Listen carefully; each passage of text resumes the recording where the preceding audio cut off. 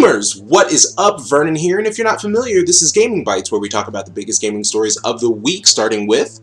And the biggest headline, hands down, is that Irrational Games is closing. Ken Levine has come forward with plans to close Irrational Games, and the makers of the BioShock series won't be around much longer, but that's not what I find interesting. First, I'm a bit bummed out that a company that has been marginally successful will now put over 100 people out of work. It's never a good thing to hear in this economy, and the video game industry is not the easiest business to break into. However, I find Mr. Levine's comments interesting, and here's what he said. I need to refocus my energy on a smaller team with a flatter structure and a more direct relationship with gamers. In many ways, it will be a return to how we started, a small team making games for the core gaming audience. To make narrative-driven games for the core gamer that are highly replayable, to foster the most direct relationship with our fans possible, we will focus exclusively on content delivered digitally.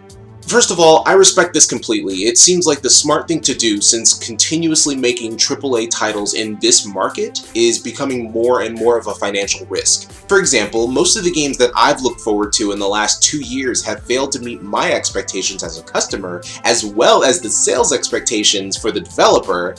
Meanwhile, all the games that I am looking forward to within the next 2 years are at risk of the same thing. It doesn't matter how much money you put into a game, whether it's on development or marketing. A AAA title has the same chance of failing as a smaller game made in a garage has of succeeding, and vice versa.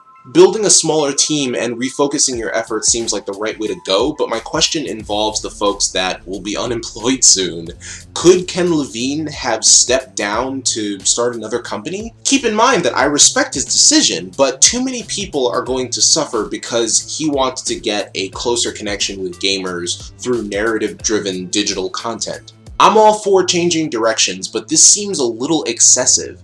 I mean, Ken Levine has enough clout in the gaming industry that if he wanted to leave Irrational Games and start his own company, he would have no problem acquiring the funding to do so. Someone would back him if need be, and over 100 people wouldn't be losing their jobs. I guess it could be said that Take-Two, who's the owner of Irrational Games, may shut down the company after he departs anyway. And it does make me wonder if it was some deal that Levine was able to work out with Take-Two because they were planning to close the studio anyway, or if it was something that he himself had been planning for a while. I mean, all the media coverage points to Kevin Levine making this call, but I don't think it works like that. I could very well be wrong as well. But those are my thoughts on Irrational Games closing, and I want to get your thoughts. Leave some comments down below. Otherwise, my name is Vernon to it. I hope you enjoyed getting to it. Much love to you all, and I will see you next time on HoldTheLine.com.